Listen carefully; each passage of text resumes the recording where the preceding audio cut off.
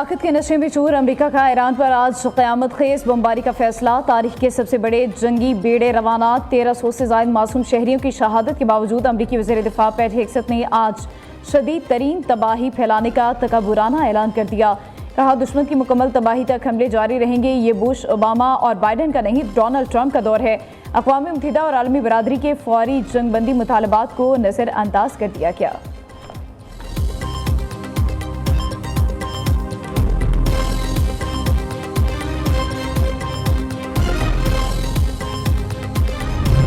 Iran का इबरतनाक वार Fateh hypersonic मिसाइलों की यलगार। ईरानी मिसाइलों ने बिन गोरियन एयरपोर्ट को जहन्नुम वासिल कर दिया। ईरान की जानिब से किए गए इस बड़े हमले के बाद इसराइल में फ़िज़ाई ऑपरेशन मुकम्मल तौर पर मुअत्तल।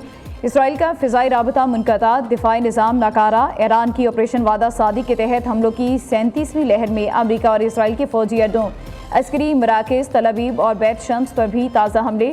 फतह, खैबर, इमाद और कादिर मिसाइल भी फायर किए गए। सेहोनियों में अफरा तफरी, पनागाहों की तलाश में भागते रहे।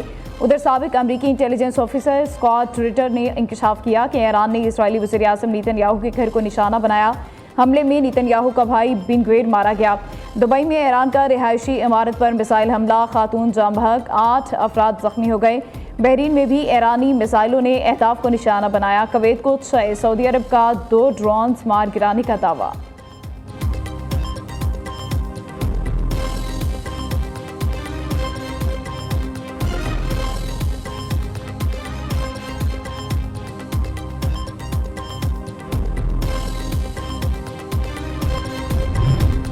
ईरान के गैर मशरूत हथियार डालने तक ऑपरेशन जारी रहेगा। तर्जुमान व्हाइट हाउस के मुताबिक ऑपरेशन एपिक फ्यूरी में ईरान के 50 बहरी जहाज तबाह, ज़ेर ज़मीन मिसाइल साइट्स पर 2000 पाउंड के बम गिरा दिए गए। व्हाइट हाउस की तर्जुमान कैरोलिन लेविट ने ऑपरेशन एपिक फ्यूरी को इंतहाई कामयाब करार दे दिया। कार्रवाई के दौरान अब तक ईरान के 50 बहरी जहाज तबाह और मिसाइल तनसीबात को निशाना बनाया गया। सदर ट्रंप ईरान के गैर मशरूत हथियार डालने तक जंग जारी रखने पर बाज़िद हैं। तर्जुमान का कहना है कि अहदाफ के हसूल के बाद आलमी मार्केट में पेट्रोल और गैस सस्ती हो जाएगी।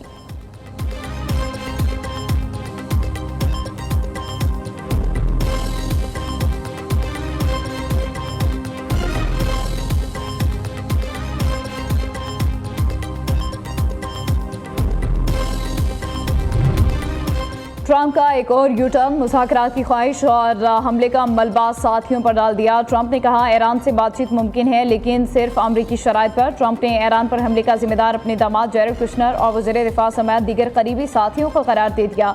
ट्रंप का दावा है साथियों ने ऐसी सूरत हाल पेश की जैसे ईरान अमरीका पर हमला करने वाला हो, जिसकी वजह से फौजी कार्रवाई हुई।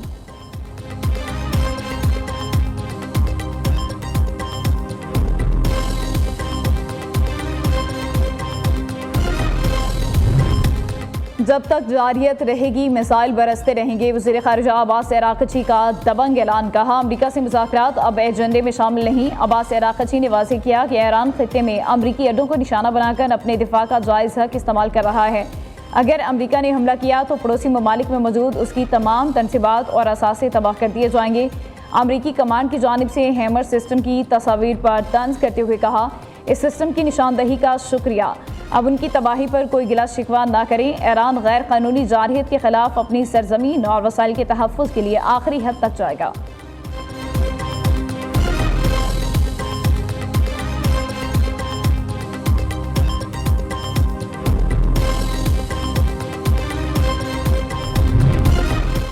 अमरीकी फ़िरौनियत के खिलाफ आलमी ताकतें मुत्तहिद। मॉस्को, बीजिंग का फौरी जंगबंदी और अमरीकी जारहियत रोकने का अल्टीमेटम। सलामती काउंसिल में अमरीका को तनहा करने की तैयारी। सुर्ख लकीर पार कर ली। चीन का अमरीका को दो टोक पैगाम। ईरान की खुद मुख्तारी पर समझौता नहीं होगा। बीजिंग खामोश तमाशाई नहीं रहेगा। रूस और चीन ने अमरीका के खिलाफ मजम्मती करारदाद पेश कर दी। ईरान पर मजीद पाबंदियों की कोशिश वीटो करने का ऐलान। आलमी कवानीन की धज्जियाँ उड़ाने पर रूस की जानिब से अमरीका को संगीन नताइज की धमकी।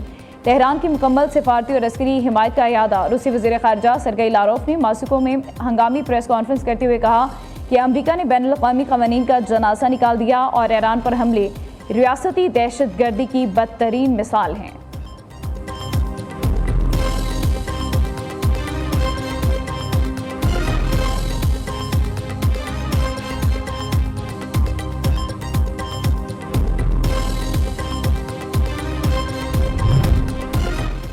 ईरान जंग जल्द खत्म होने के ऐलान के बाद सरमायाकारों का एतमाद बहाल। स्टॉक मार्केटों में ज़बरदस्त तेज़ी। आलमी मंडी में खाम तेल की कीमतें $8 गिर गई। बरतानवी खाम तेल $90, अमरीकी खाम तेल की कीमत $87 फी बैरल हो गई। पाकिस्तान में तवानाई बहरान का खदशा टल गया। पोर्ट कासिम पर तेल बरदार 2 जहाज पहुँच गए। तीसरा जहाज 34,000 मेट्रिक टन पेट्रोल लेकर आज लंगर अंदाज होगा।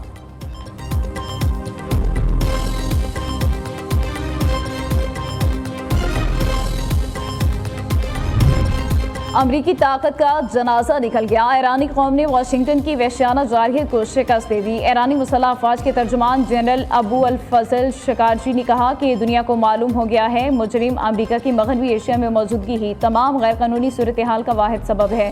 अमरीकी फ़ौज अब अपनी हिफाजत भी यकीनी बनाने के काबिल नहीं। अमरीकी फ़ौजी खुद तो भाग जाते हैं और खित्ते के ममालिक के अवाम को इंसानी ढाल के तौर पर इस्तेमाल करते हैं।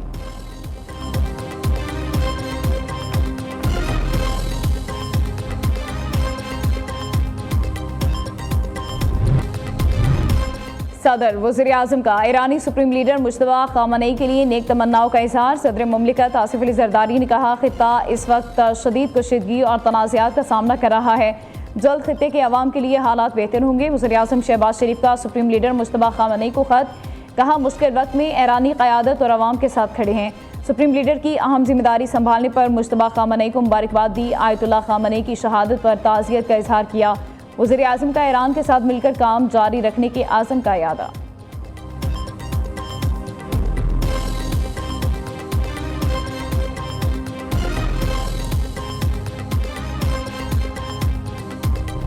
हम तबसरे करते हुए कई दफ़ा बहुत गैर ज़रूरी बातों में भी उलझ रहे हैं। आप ज़रूर बात करें, आपको इजहार आज़ादी राय का आपका बुनियादी हक है, लेकिन आपने एहतियात कहाँ पे करनी है? पाकिस्तान की सलामती की जहाँ पे बात हो। ज़्यादती सिर्फ तब होती है जब ये रेड लाइन जो आइन ने ड्रॉ कर दी है, जब हम इसको क्रॉस करते हैं। जब से ये तनाज़ा शुरू हुआ है, पाकिस्तान ने भरपूर कोशिश की है कि इसका सफारती तौर पे जो हल निकल सकता है उस पर बात की जाए। फॉरेन पॉलिसी के मामलात को लोकल पॉलिटिक्स के मामलात की तरह ट्रीट ना किया जाए। आजकल एक भेड़चाल चल पड़ी है कि अगर मैंने वीलॉग पे ज्यादा व्यूज लेने हैं तो मैं 2 ममालिक के हवाले से ऐसी बात करूं जिसको ज्यादा व्यूज आए और मेरी ज्यादा मोनेटाइजेशन हो और पाकिस्तान का इंटरेस्ट पीछे चला जाए। देखिए, इन ममालिक के पाकिस्तान के साथ जो अच्छे ताल्लुकात हैं उनको ये फील होता है कि शायद ये स्टेट की पॉलिसी है।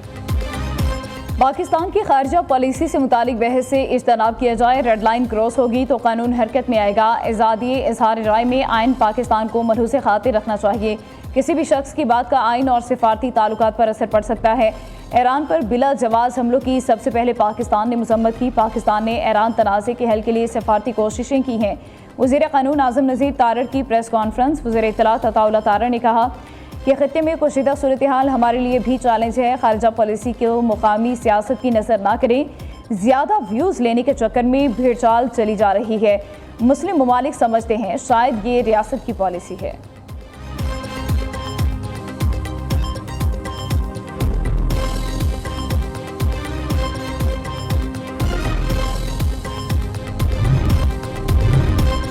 अफगानिस्तान में तालिबान रजीम की सरपरस्ती में दहशतगर्दी खित्ते के अमन के लिए संगीन खतरा बन गई। चीन ने अफगान तालिबान को खबरदार कर दिया। अक़वाम मुत्तहिदा में चीन के मुस्तकिल मंदूब की तालिबान हुकूमत पर शदीद तनकीद। कहा अफगानिस्तान में फितनतुल ख़ारिज, दाइश और दीगर दहशतगर्द तंजीमें सरगर्म हैं जो खित्ते के अमन के लिए खतरा हैं। अफगान तालिबान को चाहिए अपनी सरजमीन से सरगर्म तमाम दहशतगर्द अनासिर का मुकम्मल खात्मा करें।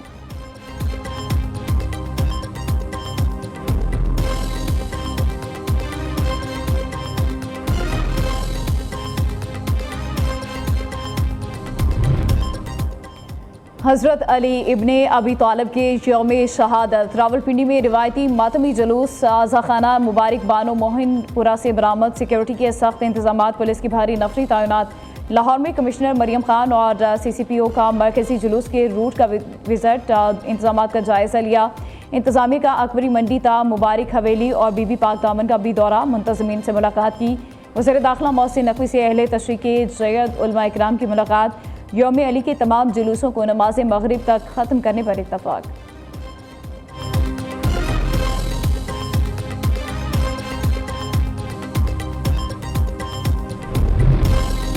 कराची में हैवी ट्रैफिक से हादसात का सिलसिला थम न सका। तेज़ रफ्तार ट्रॉलर ने 2 भाइयों की जान ले ली। हादसा करीमाबाद फर्नीचर मार्केट के करीब पेश आया। आतिफ और ताबिश ईद के कपड़े लेने निकले थे। पुलिस ने ट्रॉलर के ड्राइवर्स को गिरफ्तार कर लिया।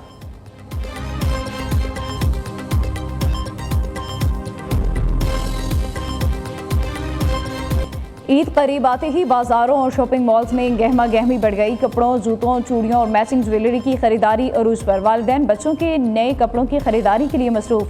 ख्वातीन मैचिंग चूड़ियां खरीदने के लिए बाजारों का रुख कर रही हैं।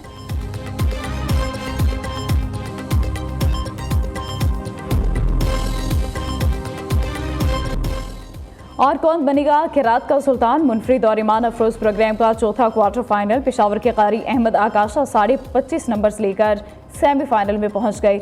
लकी मरवत कारी मोहम्मद शाहजेब खान 22 नंबर्स लेकर शिकस्त खा गए। प्रोग्राम किरात का सुल्तान सीजन 3 में ईमान अफरोज मुकाबले नाजरीन न्यू न्यूज़ की अवतार ट्रांसमिशन में देख सकते हैं।